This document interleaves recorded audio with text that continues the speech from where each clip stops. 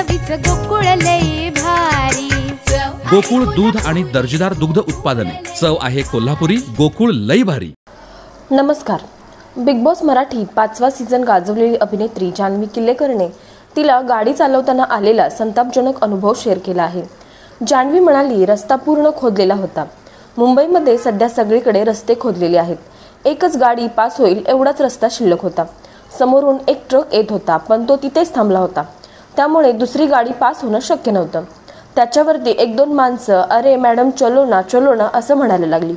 मी त्यांना स्पष्ट सांगितलं, माझी गाडी इथून पास होणार नाही आणि मी इथून गाडी पुढे नेणार नाही। जान्हवी पुढे म्हणाली, लोकांना बोलायला काय, आपल्याला माहिती आहे आपण महागड्या गाड्या घेतो। जर त्या गाडीला स्क्रॅच गेला किंवा काहीही झालं तर ते भरून देणार आहेत का? नाही। त्यापेक्षा 2 मिनिटं थांबा, त्या ट्रकला पास होऊ द्या, मग आपण आपली गाडी काढू। म्हणजे धीर हा नसतोच लोकांना। त्याच्यावरती एक म्हणाला, चलानी नहीं आती गाड़ी तो फिर क्यों चलाते हो। माझ्या ठिकाणी एखादा पुरुष तिथे बसला असता आणि तो म्हणाला असता की यहाँ से गाडी नहीं पास होगी, तर लोक ओके बोलले असते।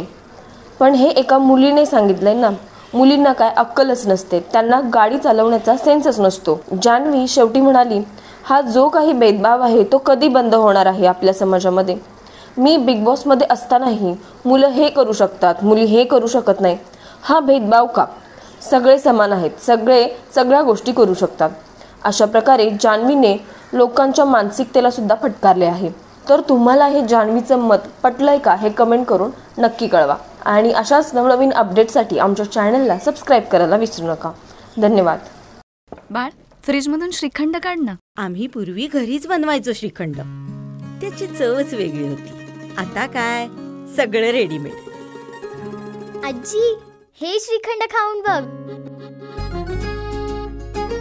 आज तुझ्या आईनं घरीच बनवलं की काय? हे आहे गोकुळचं श्रीखंड। अगदी जिभेवर रेंगाळणार। जिभेवरच नाही तर मनावरही रेंगाळणार। गोकुळ श्रीखंड, मनावर रेंगाळणार। ताज्या घडामोडींसाठी RK न्यूजच्या YouTube चॅनेलला सबस्क्राईब करा आणि बेल आयकॉनला क्लिक करायला विसरू नका।